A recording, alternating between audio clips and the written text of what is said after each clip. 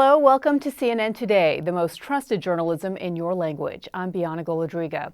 We tell you today's major global stories in about 5 minutes. It's Saturday, July 20th. Here's your CNN. Tech disruptions have hit many airlines, banks, governments, and even emergency services around the world. The outages stemmed from a software update issued by cybersecurity firm CrowdStrike for Microsoft. Fred Pleitgen has the details. Thousands of frustrated passengers grounded, from Delhi to Berlin to Los Angeles. A global cyber outage pressing pause on the world. Nobody was around to tell us where we could check in when we arrived. I'm frustrated. People keep cutting in the queues. Airlines facing what is known as BSOD, blue screens of death. With supermarkets, banks, stock exchanges, TV networks, even some hospitals also at the mercy of the widespread IT malfunctions.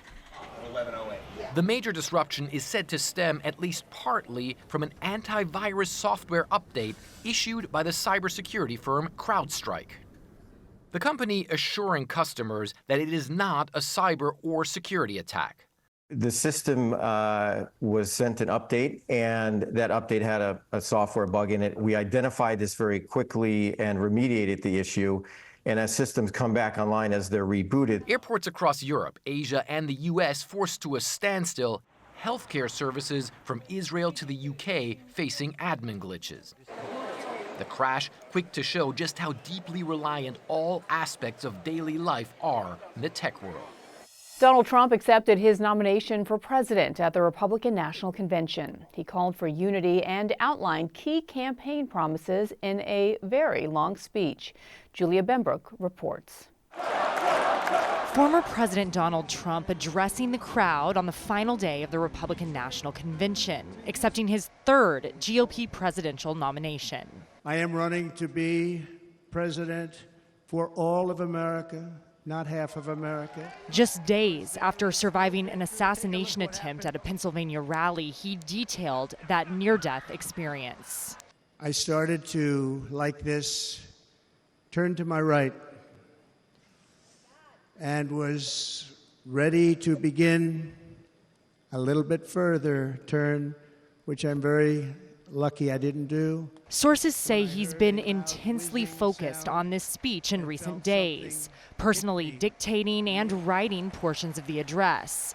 Trump told those close to him he wanted to strike a more unifying tone. Despite such a heinous attack, we unite this evening more determined than ever. He only mentioned President Joe Biden's name once. Only going to use the term once. Biden. A marked departure from his two previous convention speeches. And for the most part, he focused on the core themes guiding his campaign, including inflation, the economy, crime, and immigration. Ending the night on a more familiar tone. But we become a dumping ground for the rest of the world, which is laughing at us. They think we're stupid. Vice President Kamala Harris hitting the campaign trail as President Biden faces growing pressure. CNN has learned many senior White House officials now believe that the president must abandon his campaign. Brian Todd has the story. The vice president out on the campaign trail while the president self-isolates with COVID in Delaware. Kamala Harris taking on her newly nominated direct opponent, Republican J.D. Vance. Their plans are extreme.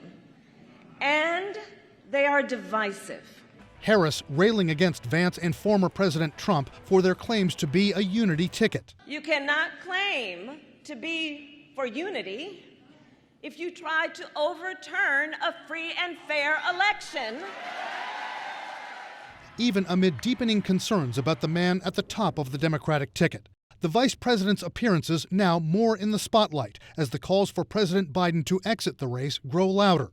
CNN's Jeff Zeleny reports that a senior Democratic advisor said President Biden has, quote, gone from saying Kamala can't win to do you think Kamala can win? This is the biggest moment she's had since she was nominated as vice president. And you are seeing her hit the trail, not just talking about abortion rights, but really being the main validator for Joe Biden's candidacy. But even with some recent polls suggesting Harris might do better against Trump than Biden would, some analysts say the vice president is now walking the finest of lines. She does not want to be perceived as trying to push him out or even suggest him out. Thank you so much for watching CNN Today, the most trusted journalism in your language. We'll see you next week.